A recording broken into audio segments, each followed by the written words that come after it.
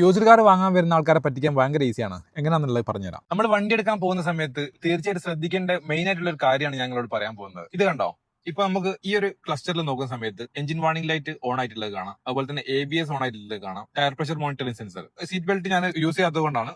ബാക്കി നോക്കുന്ന സമയത്ത് 3 വാർണിംഗ് ലൈറ്റ്സ് ഇവിടെ ഓൺ ആയിട്ട് കാണാം. നമ്മളിപ്പോ OBD-യിലൊക്കെ ചെക്ക് ചെയ്യുന്ന സമയത്താണെങ്കിലും ഇവിടെയും കാണാം കുറച്ച് കോഡുകൾ. ഇവിടെ നോക്കുമ്പോൾ എഞ്ചിനുള്ള ഫാൾട്ട് ആയിട്ട് കാണുന്ന air fuel sensor heater bank 1-ലുള്ളതാണ്. അത് കറണ്ട് കാണുന്നുണ്ട്. ട്രാൻസ്മിഷനിൽ കമ്മ്യൂണിക്കേഷൻ എറർ കാണുന്നുണ്ട്. അതുപോലെ തന്നെ ABS-ൽ battery voltage, front right speed sensor. ഇത് പാസ്റ്റ് ആണ്. ഇത് രണ്ടും റിലേറ്റഡ് ആണ്. അതായത് ബാറ്ററി വോൾട്ടേജ് ഇഷ്യൂ കൊണ്ടാണ് സ്പീഡ് സെൻസറിന് ഇഷ്യൂ കാണിക്കുന്നത്. മെയിൻ ആയിട്ട് നമ്മൾ നോക്കുമ്പോൾ എഞ്ചിനുള്ള ഈ എയർ ഫ്യൂൽ സെൻസറിന്റെ കോഡ് കറണ്ട് ആയിട്ട് കാണുന്നുണ്ട്. നമുക്കിത് ഒരു എറേസ് ചെയ്യാനുള്ള ഒരു ഓപ്ഷൻ ഉണ്ട്. എറേസ് എന്നുള്ള ഓപ്ഷൻ കൊടുത്തു കഴിഞ്ഞാൽ കണ്ടോ, ഇപ്പൊ നോക്കുമ്പോൾ ABS വാർണിംഗ് ലൈറ്റ് ഇല്ല, എഞ്ചിൻ വാർണിംഗ് ലൈറ്റ് ഇല്ല, ടയർ പ്രഷർ വാർണിംഗ് ലൈറ്റ് ഇല്ല. ബാക്കിയുള്ളത് സീറ്റ് ബെൽറ്റ് ഞാൻ യൂസ് ചെയ്യാത്തത് കൊണ്ടാണ്. ഇപ്പം ക്ലസ്റ്റർ ക്ലിയർ ആയി. ഇപ്പം വണ്ടി വന്ന് നോക്കുന്ന ഒരാൾക്ക്, അതായത് ഇൻ കേസ് ഞാനിപ്പോ വണ്ടി വിൽക്കുകയാണെങ്കിൽ വണ്ടി വന്ന് നോക്കുന്ന ഒരാൾക്ക് ക്ലിയർ ആയിട്ടുള്ള ഒരു ക്ലസ്റ്റർ ആണ് ഇപ്പൊ കാണാൻ പറ്റുക.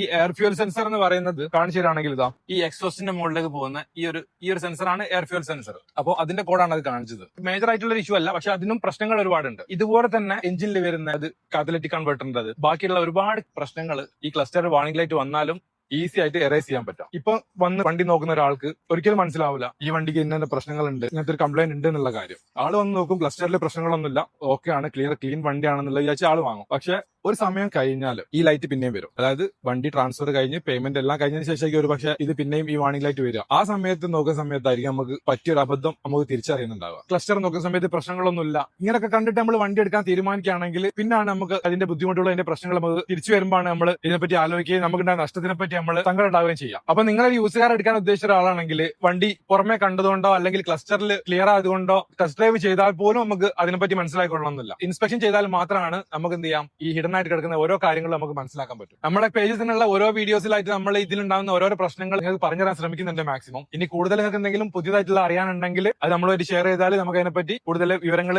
അറിയാനും നിങ്ങൾക്ക് പറഞ്ഞു തരാനും വേണ്ടി പറ്റും. അപ്പോൾ താഴെ കാണുന്ന നമ്പറിൽ കോൺടാക്ട് ചെയ്താൽ മതി.